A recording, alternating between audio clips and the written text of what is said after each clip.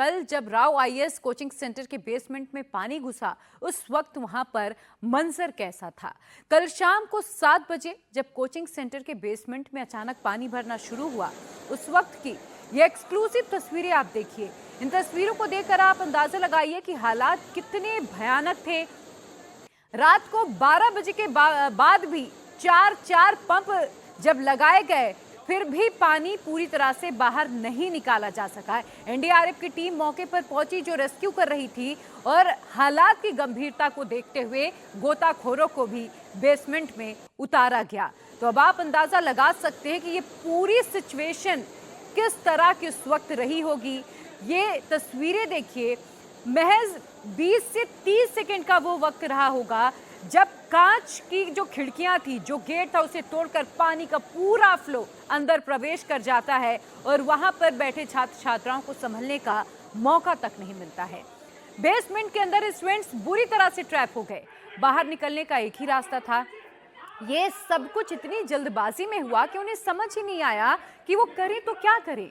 छात्र एक दूसरे का हाथ पकड़कर किसी तरह एक चेन बनाने की कोशिश कर रहे थे ताकि बाहर निकल सके, लेकिन ऐसे में बताया जा रहा है कि 2 से 3 ऐसे बच्चे थे जो इस चेन को नहीं पकड़ पाए, जिसके चलते वो उसी पानी में रह गए और 3 होनहार 2 छात्रों और 1 छात्र की मौत हो गई है।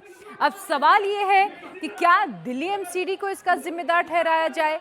लगातार वहां के जो छात्र हैं, जो आई विटनेस हैं, हमने उनसे भी बात की थी। वो यही जानकारी दे रहे हैं कि यहाँ पर इसी तरह के हालात बन जाते हैं। अगर 15 से 20 मिनट की बारिश भी होती है तो राजेंद्र नगर के सड़कों पर कम से कम 2 से 2.5 फुट तक पानी भर जाता है। अभी आपने बेसमेंट के अंदर की तस्वीरें देखी, अब कोचिंग सेंटर के बाहर की तस्वीरें देख लीजिए।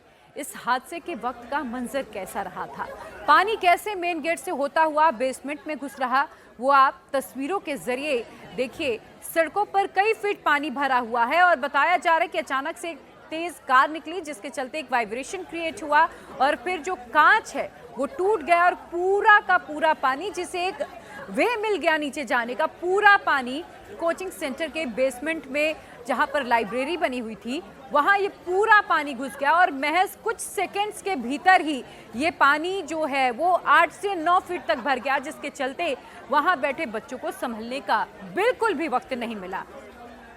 कल पूरी रात करीब 9 घंटे तक रेस्क्यू ऑपरेशन चला है। स्टूडेंट्स को निकालने का रेस्क्यू ऑपरेशन कैसे हुआ, अब उसकी आप कुछ तस्वीरें देख लीजिए।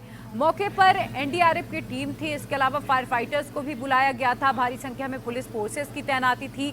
4 पंप्स लगाए गए थे ताकि पानी को बाहर निकाला जा सके, लेकिन 3 से 4 घंटे का करीब वक्त लगा है जब बेसमेंट को पूरी तरह से खाली किया गया। और आपको बता दें, जब बेसमेंट खाली हुआ तो एक छात्र का और शव बरामद किया गया। अब तक इस पूरे हादसे में 3 जो बताएं डेड बॉडीज वो बरामद की गई।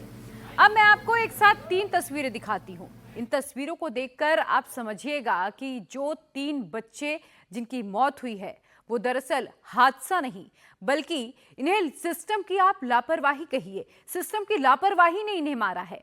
ये 3 तस्वीरें दिल्ली के उसी ओल्ड राजेंद्र नगर की हैं जहां ये पूरा हादसा हुआ है। एक तस्वीर 24 जुलाई की है, जबकि 2 तस्वीरें कल की हैं। ओल्ड राजेंद्र नगर के राव आईएएस कोचिंग सेंटर के आसपास पानी भरा हुआ है। सड़क पर दरिया बह रहा है। जल जमाव इतना भयानक है कि पानी घुटने के ऊपर तक आ गया है और जो वहां के रहवासी हैं वो भी इसी बात की तस्दीक कर रहे हैं कि यहाँ 15 से 20 मिनट की बारिश में भी इसी तरह का हाल हो जाता है, लेकिन फिर भी हर साल जो एमसीडी है इसकी अनदेखी करती है। राव आईएएस कोचिंग सेंटर के जिस बेसमेंट में फंसकर 3 बच्चों ने अपनी जान गंवाई, अब वहां की तस्वीरें आप देखिए। पानी पूरी तरह से भरा हुआ है और बेसमेंट में घुस रहा है। ये कल दिन का वीडियो है जो इस वक्त आप देख रहे हैं। सोचिए, ऐसे हालात में बच्चों को कैसे बेसमेंट की लाइब्रेरी में जाने भी दिया गया है। ये एक बड़ा सवाल बना हुआ है जब वहां पर पता है कि सड़कों पर इतना ज्यादा जल भराव हो रखा है, तो फिर जो नीचे लाइब्रेरी बेसमेंट में बनी है वहां पर बच्चों को जाने की इजाजत कैसे दी गई है। कोचिंग सेंटर को लेकर भी इस पर सवालों के घेरे में लिया जा रहा है। अब मैं आपको रात की कुछ तस्वीरें दिखाऊंगी। ये तस्वीरें ओल्ड राजेंद्र नगर के राव आईएएस कोचिंग सेंटर की हैं, जहां पानी पूरी तरह से भरा हुआ नजर आ रहा है। तो ये तस्वीरें लगातार आप देखिए कि किस तरह लापरवाही का आलम है।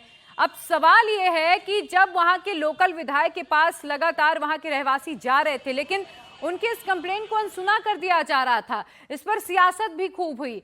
कल शैली ओबरॉय जो दिल्ली की मेयर हैं वो वहां पर पहुंची, लोकल विधायक वहां पर पहुंचे, बीजेपी सांसद बांसुरी स्वराज भी मौके पर पहुंच गई, वीरेंद्र सचदेवा जो बीजेपी के प्रदेश अध्यक्ष हैं दिल्ली के वो भी वहां पर पहुंचे। जमकर सियासत हुई, लेकिन इसके हल के बारे में किसी ने भी चर्चा नहीं की।